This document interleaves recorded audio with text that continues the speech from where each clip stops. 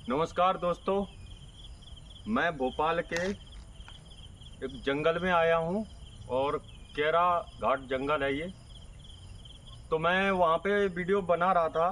तो वहाँ पे क्या है कि कुछ जानवरों की संख्या ज़्यादा पाई गई थी। तो फॉरेस्ट गार्ड के जो अधिकारी थे तो उन्होंने कहा कि आप उधर वीडियो बना लो, यहाँ जंगल में और जानवर भी ज़्यादा, मैं आपको जानवर दिखा देता। लेकिन थोड़ा क्या है कि जंगल इतना घना होने के कारण मैं अंदर तक तो गया लेकिन वहाँ पहुँच नहीं पाया। तो माफ़ी चाहूँगा, मैं वीडियो बना रहा हूँ आज कि जो व्रत, एक उपवास उपवास भगवान के प्रति वो बहुत अच्छी बात है जो आप उपवास रखते हो। पर आपको उपवास रखने से कुछ लाभ प्राप्त होते हैं। उपवास रखा जाता है और लाभ भी प्राप्त होते हैं। ऐसा नहीं कि जिस इष्ट की उपवास कैसे प्राप्त होता है, कैसे उनको हर कोई इंसान उपवास करता है, क्या सबको वो चीज़ मिलती है? मैं आपसे पूछ रहा हूँ। कईयों मैंने लोग देखे हैं कामर लेके जाते हैं, ठीक है, क्या हजारों लोग लेके जाते हैं कामर। कोई 10 किलो 20 किलो इधर वजन लेके जाता है, कोई 20 किलो इधर वजन लेके जाता है, 40 किलो। कोई पेड़े भर भर के जाता है, ठीक है, कोई कांटों पर चल के जाता है, कोई उपवास करके उनको प्राप्त करता है। तो क्या होता है उपवास में कि उपवास एक वो होता है जो अंदर उपवास रख के, एक दिन भूखा रख के पेट में जो अपने जो खाना है, खाना का सिस्टम खराब हो जाता है। तो उपवास उसके लिए, उससे आत्मा और पेट की शुद्धिकरण होता है। उपवास इसको कहते हैं। मैं ये नहीं कहता हूँ कि आप उपवास ना करो, अच्छी बात है, आप उपवास करो, सारी चीज़ें करो। पर उसमें एक चीज़ ये है कि उपवास मंदिरों में मन्नत हर कोई मांगता है, ठीक है। जब मंदिरों में मन्नत हर कोई मांगता है तो क्या होता है? क्या हर किसी की मन्नत पूरी होती है? मैं आपसे पूछ रहा हूँ भाई। लाखों करोड़ों जाते हैं, जिसकी यहाँ जहाँ पर जिस इष्ट पे उनकी श्रद्धा टिकी है, तो क्या वहाँ पे सभी लोगों की मन्नत पूरी होती है? और हर कोई अपने स्वार्थ के लिए जाता है, और हर कोई अपने स्वार्थ के लिए वजन उठाता है, हर कोई अपने स्वार्थ के लिए उपवास रखता है, सब अपना भला सोचने के लिए, ना कि दूसरों का भला सोचने के लिए। तो उपवास स्वरूप पेट को साफ करना आत्मा का शुद्धिकरण है। पहली बात तो ये सुन लो। और शायद आपको ये बातें गलत लग रही होंगी, पर मैं इसके लिए माफ़ी चाहूँगा। और जो श्रद्धालु हैं उनको भी गलत बातें लग रही होंगी। इधर 20 किलो वजन लटकाया, उधर 20 किलो वजन लटकाया, कोई पेड़े भर भर के जा रहा है, समझ रहे? इससे क्या आपका ईश्वर इष्ट सुन रहा है? ये मेहनत को देख रहा है? ये मेहनत को नहीं देख रहा है, वो बिल्कुल नहीं देख रहा है। मैं दावे के साथ कह रहा हूँ, मैं कह रहा हूँ, मुझे और किसी से मतलब नहीं है। मैं जो कह रहा हूँ वो सत्य कह रहा हूँ, और आप इस बात को सोचना और समझना। क्या ईश्वर इससे आपके कर्म साफ कर रहा है? क्या आप ईश्वर इसको आपको हर चीज़ वो सर्व सुविधाएं प्राप्त दे रहा है? नहीं दे रहा है ना। मंदिर जाकर अपने लिए, अपने बेटों के लिए, अपने बच्चों के लिए किसी भी प्रकार से मांगा, तो क्या हर किसी को मिल रहा है? नहीं मिल रहा है ना। तो उनके यहाँ सब एक समान है, उस ब्रह्मांड के पास सब एक समान है। जिसने उनको जन्म दिया है, और जिस पे इस जमीन पे पेड़ पौधे जो उपज हुई है, वो सबको एक समान की स्थिति में तुलना करता है ना। उसके यहाँ बड़े छोटे का कोई वो नहीं है, सब एक समान है। और यहाँ पर भी एक समान है, इंसान भी एक समान है। आप ये सोचो कि किसी को अलग बनाया है, किसी को वो बनाया है, ऐसा कुछ नहीं है। खून सब में लाल निकलता है, चाहे आप किसी को मारो, खून लाल ही निकलेगा।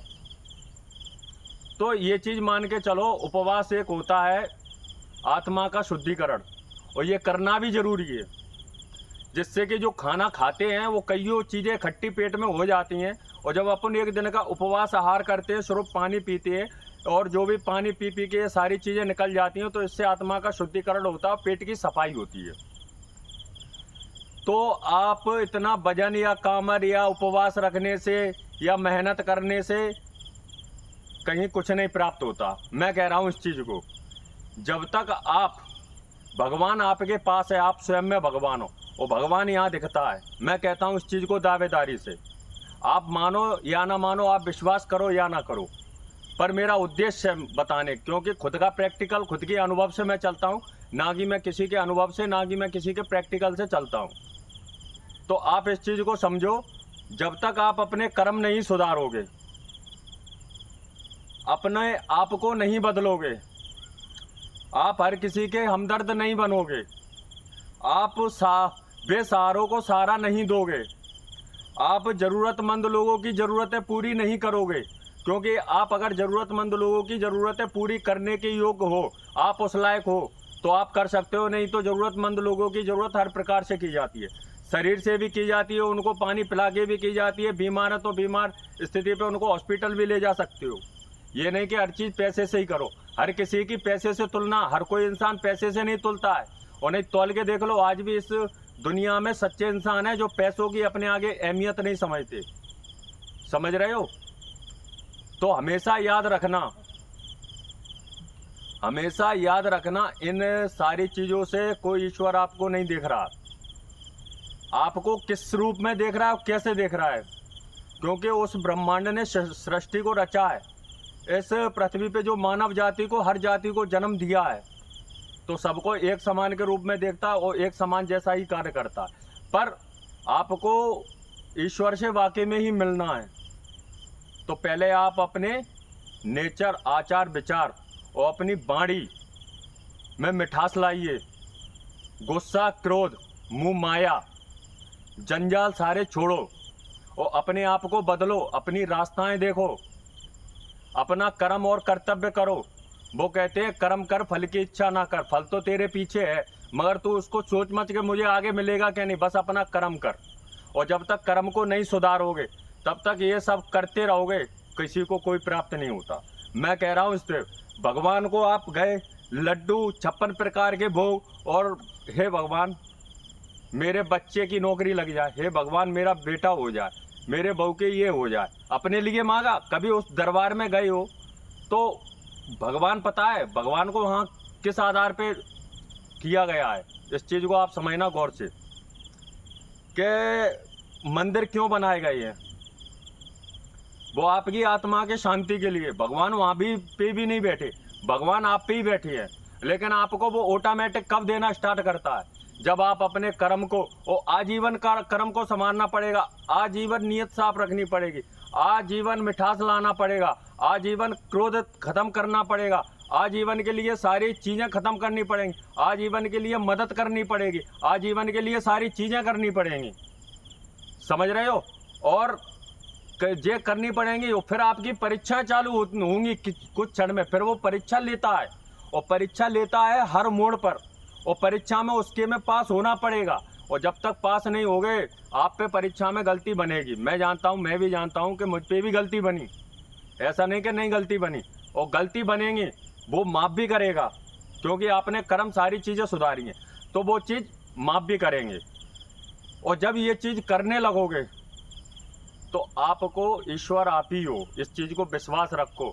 आप जो आत्मा में सोचने से पहले जो कार्य की स्थिति पैदा करोगे ना, वो कार्य की स्थिति घर बैठे पैदा कर देगा।